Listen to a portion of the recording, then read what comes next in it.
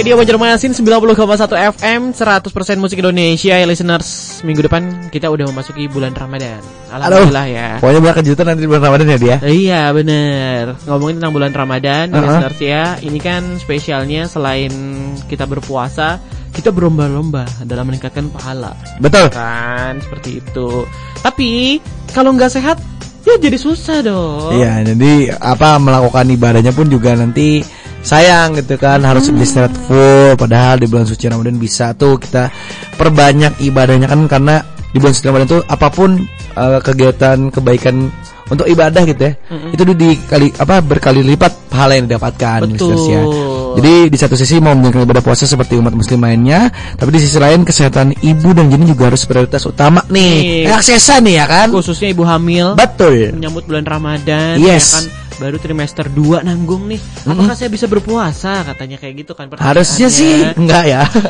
Harusnya jaga kesehatan kan, aja. Tergantung. Betul, tapi betul. yang perlu dijaga adalah asupannya. Kita kan bukan itu ya, bukan ibu-ibu ya. Bukan. Kita cuman bapak-bapak yang kadang-kadang awam juga memberitahu. Makanya di hari ini listeners ya di Radio Banjarmasin kita datangan siapa Jan? Ini langsung terdatangkan jauh-jauh dari ini di mana ya? Cendana ya. Cendana ini. Jauh sekali. Sekolahnya saya tahu ini sangat pasti listener sudah tahu mas sekolahnya juga, mas stikesnya juga, yaitu dari Stikes ISWI Banjarmasin. Halo Mbak Eka Kumalasari Empam ya. Bagaimana kabarnya Mbak? Alhamdulillah baik. Alhamdulillah. Penuh semangat kayaknya pagi hari ini ya. Amin. Tapi kalau Maret kita ketemu lagi, kayaknya kita ngantuk-ngantuk gitu. Keguring-guring. Ya. Gitu ya. Jadi kita ngobrol tentang ibu hamil sendiri gitu ya. Yang mana kan bentar lagi juga memasuki bulan suci Ramadan. Gini Mbak, sebenarnya boleh nggak sih ibu hamil ini berpuasa? Karena kan di satu sisi puasa itu kan wajib juga untuk umat muslim. Tapi di sisi lain ibu hamil juga harus jaga kesehatan dirinya dan bayinya. Jadi gimana Bagaimana Mbak Eka?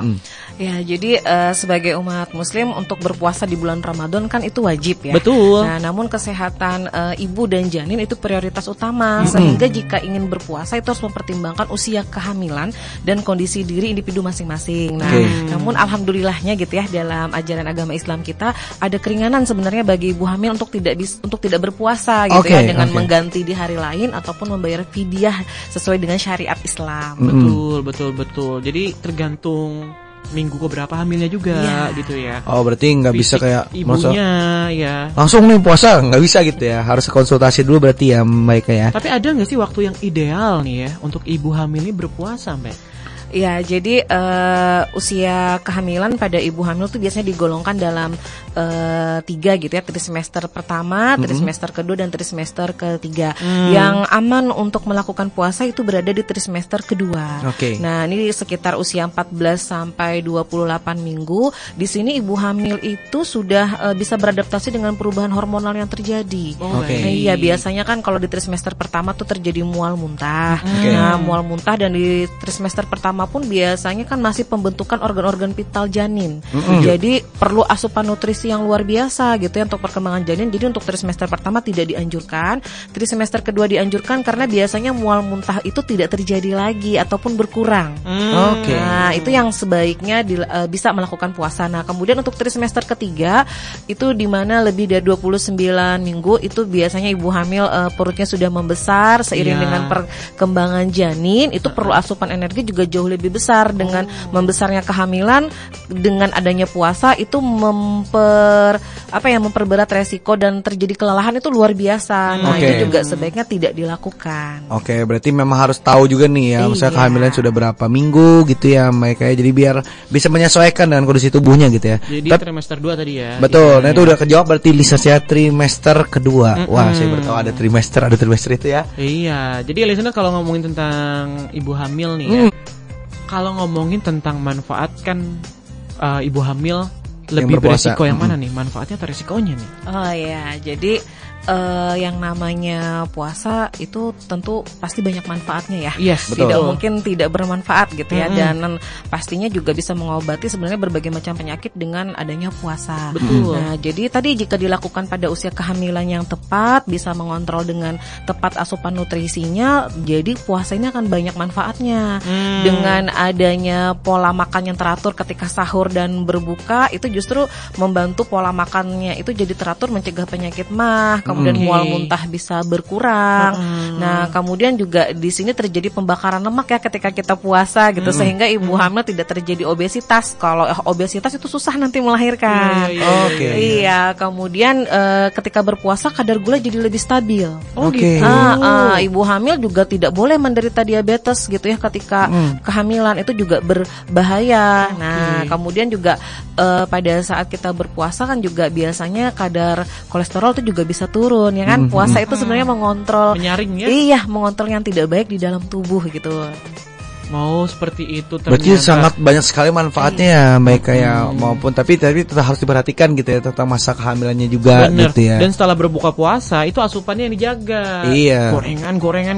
Langsung kepiting kan jangan. Jangan kayak gitu. Pusing kalau langsung kepiting. Yang lagi hamil nih ya kan, boleh tanyakan langsung bapak-bapak juga yang hamil anak pertama. Wajib juga bertanya kan, masih bingung nih. Gagap. Aksesan nih telepon saya gabung juga, listeners bisa gabung juga atau mungkin via ke Instagram kita @Radio Banjarmasin atau mungkin di WhatsApp sekali lagi bisa gabung di 081199333901.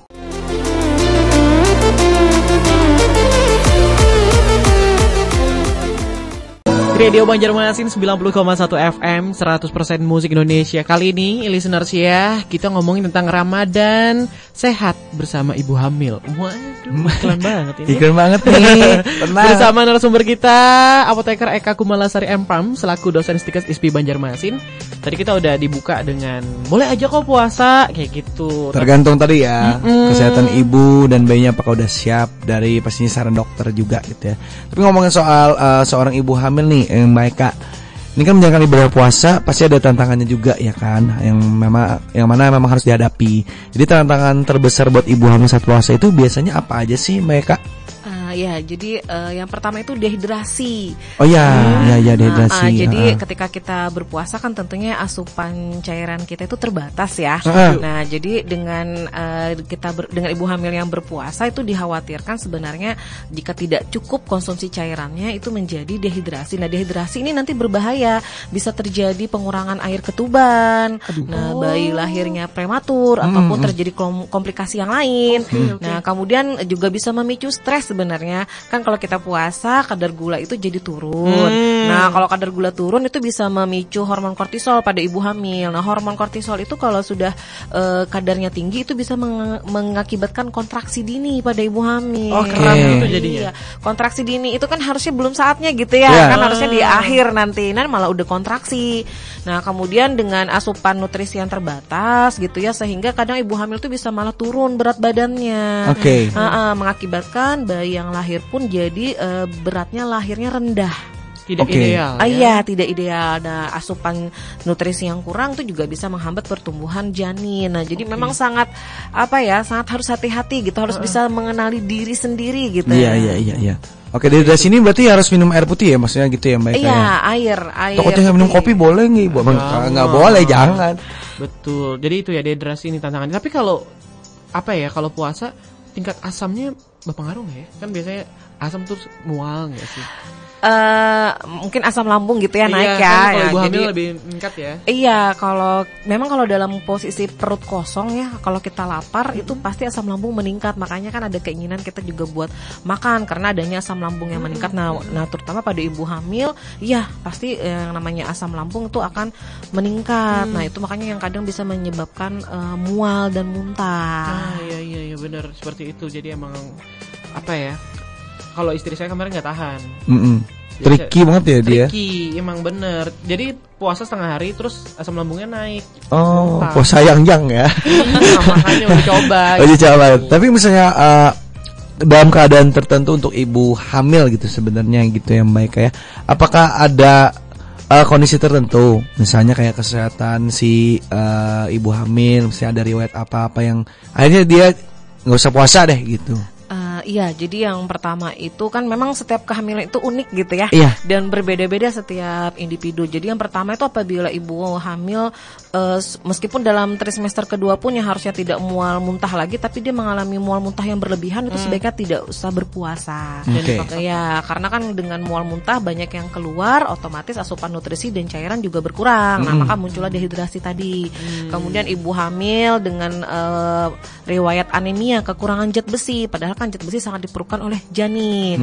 Nah, ibu hamil dengan diagnosa diabetes gestasional. Diabetes gestasional itu diabetes yang hanya terjadi ketika kehamilan saja. Jadi beda dengan diabetes mellitus pada umumnya. Iya, jadi diabetes seperti itu ibu hamil ini harus dikontrol gitu kadar gulanya dengan cara apa? Dengan asupan makanan. Jadi tidak boleh terlalu tinggi kadar gulanya dan juga tidak boleh terlalu rendah. Itu berbahaya bagi janin. Nah, kemudian ibu hamil dengan preeklamsi. Preeklamsi itu adalah ibu hamil dengan riwayat tekanan darah tinggi. Itu mungkin masih tidak tahu gitu ya. Nah, itu juga kan juga tidak boleh terlalu tinggi dan terlalu rendah juga gitu ya. Kan kalau orang puasa mungkin bisa drop gitu ya. Nah, jadi memang diabetes gestasional maupun preeklamsi itu harus dikontrol dengan baik gitu asupannya gitu. Nah, itu juga tidak boleh. Kemudian ibu dengan kehamilan yang kembar, ibu yang dengan pendarahan atau flek itu juga sebaiknya tidak usah menjalankan puasa. Oke, berarti udah kejawab. Listener mungkin sudah mengandung anak yang kembar gitu, sebaiknya nggak usah puasa ya mereka ya. Yang penting mengenali diri sendiri tadi kan. Iya, paling penting banget gitu. Tapi kalau saya mau tetap puasa gitu. Karas nih lah. Ada tipsnya enggak mereka?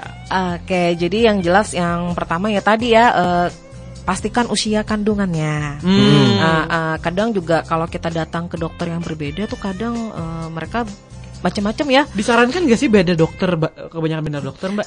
Kadang apabila ada mohon maaf gitu ya, apabila ada diagnosa yang mungkin ada kelainan pada kehamilan gitu ya. Stres dong. Nah, misalnya ada dokter yang satu ini menyarankan ternyata ada terdeteksi kelainan pada janin. Saran saya jangan hanya percaya pada diagnosa satu dokter. Nah, itu mungkin Anda bisa ke dokter yang lain. Nah, tapi jika memang tidak ditemukan diagnosa yang tidak normal, ya satu dokter pun tidak masalah. Nah, tetapi kan sekarang semua dengan kecanggihan zaman ya, ibu hamil itu maunya sudah tahu anak ini sehat atau tidak dari dalam perut. Nah, jadi ada istilah dokter yang yang bisa mendeteksi kondisi janin sehat atau tidak, kemudian apakah sindrom gitu ya. Nah, itu sebenarnya juga bisa sudah dideteksi. Makanya jujur kalau pengalaman saya untuk hamil ya memang ada kondisi di mana kalau berapa bulan saya sebaiknya ke dokter yang ini karena mau lihat organnya, mau lihat kondisi apakah terjadi ada sindrom gitu ya atau yang tidak diinginkan. Nah, kemudian kadang apabila kadang ada dokter yang lebih pro ke sesar, ada juga dokter yang lebih pro ke normal gitu ya. Nah, jadi kadang juga saya bisa berpindah dokter untuk mencari option lain, tapi tidak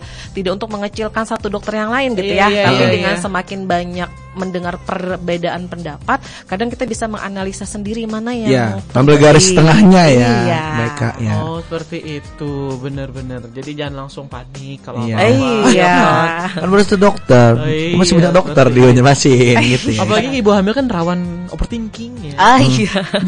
Sebelum hamil pun kayaknya overthinking. Tenang aja kamu di. Oke, listeners, kita setelah bakal lanjut lagi. Yang mau bertanya boleh banget di 0811 9933 901.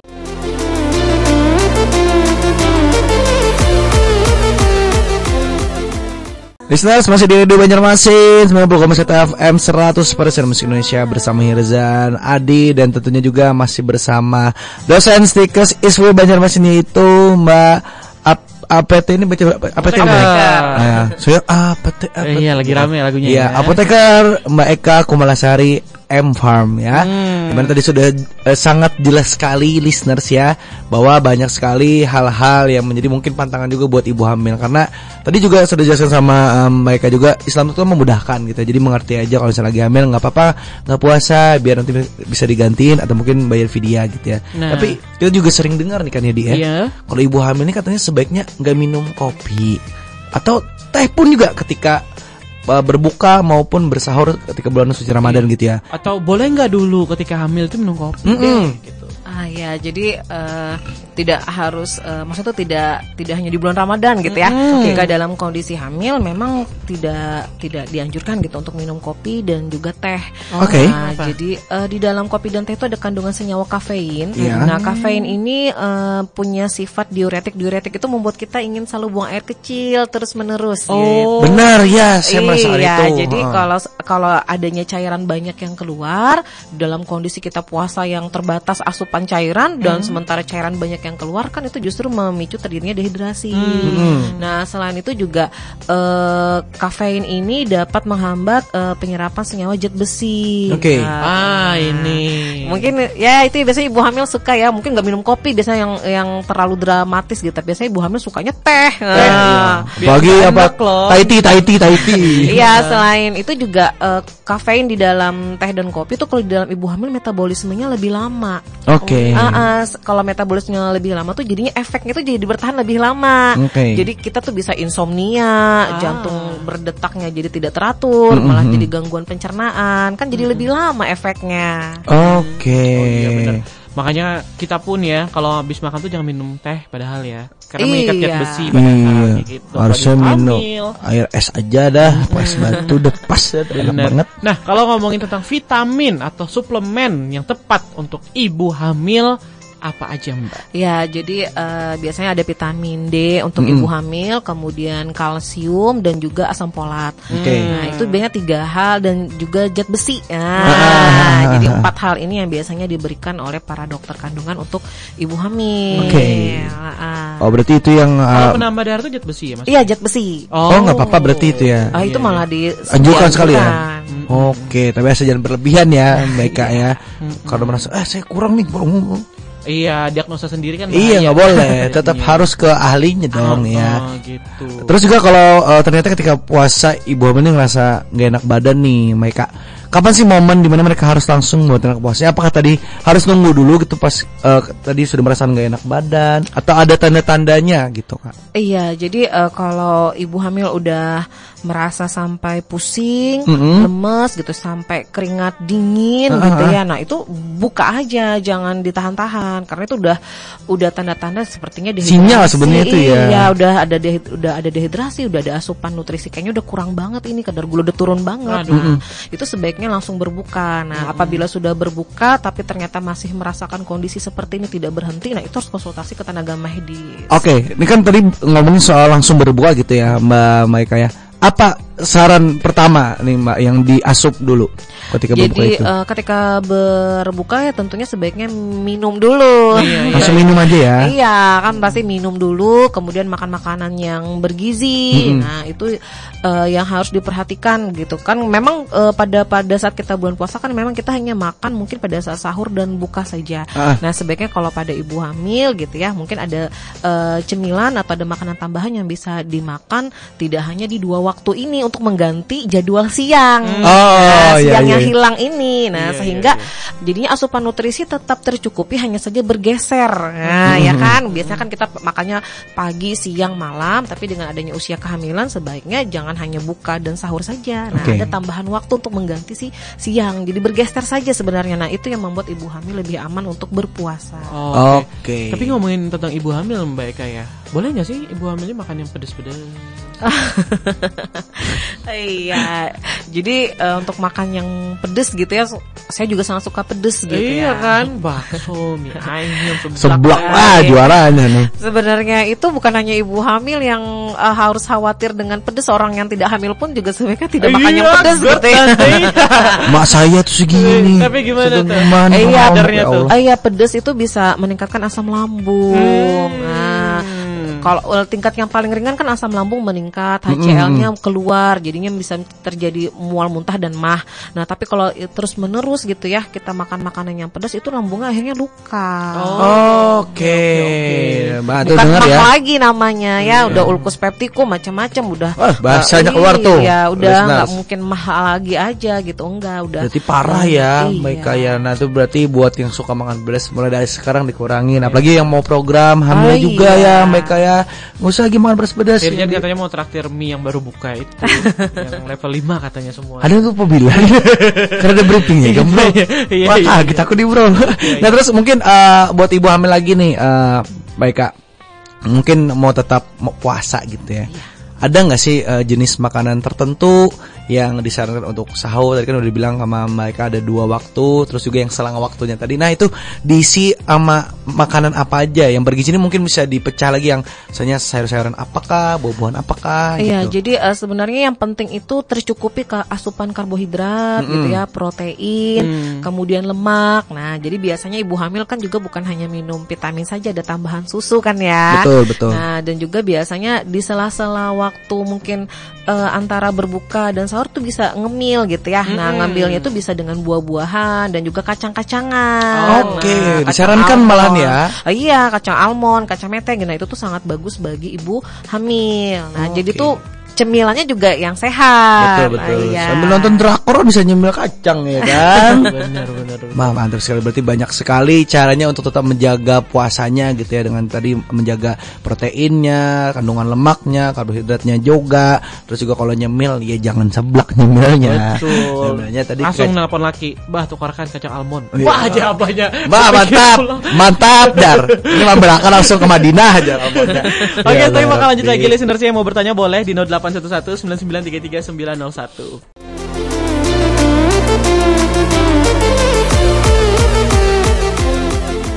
Radio Banjarmasin 90,1 FM 100% musik Indonesia listeners. Dan kita udah masuk yang terakhir nih ya. Ya. Bersama narasumber kita listeners ya, Apoteker Eka Kumalasari M.Pram selaku dosen Stikes ISPI Banjarmasin. Mbak, terakhir nih ya, boleh kasih pesan, saran atau wejangan nih ya untuk ibu hamil yang menjalankan puasa bulan Ramadan ini. Ya, jadi yang pertama ibu hamil gitu ya yang ingin ikut melaksanakan puasa di bulan Ramadan gitu, yang paling pertama sebaiknya pastikan usia kandungan kehamilan gitu ya. Kemudian yang kedua lakukan pemeriksaan kepada tenaga medis untuk lebih mengetahui lagi kondisi fisik maupun diri masing-masing. Kemudian yang terakhir, jika memang memutuskan untuk melakukan puasa, sebaiknya pastikan asupan cairan dan nutrisi terpenuhi dan istirahat yang cukup dan hindarkan aktivitas yang berat. Betul. Iya, jangan angkat galon. Dan suami juga siapkan bayar fidyahnya. Nah, betul, ya sama kan? mentalnya sih dua-duanya ya. Iya, tiba-tiba ada duit bayar fidyah. Kan sudah tahu bini hamil. Kan bini lagi hamil. Bini hamil. Masa gitu. dari puasa aja sayangnya. Mah purunnya di bini aja puasa aja.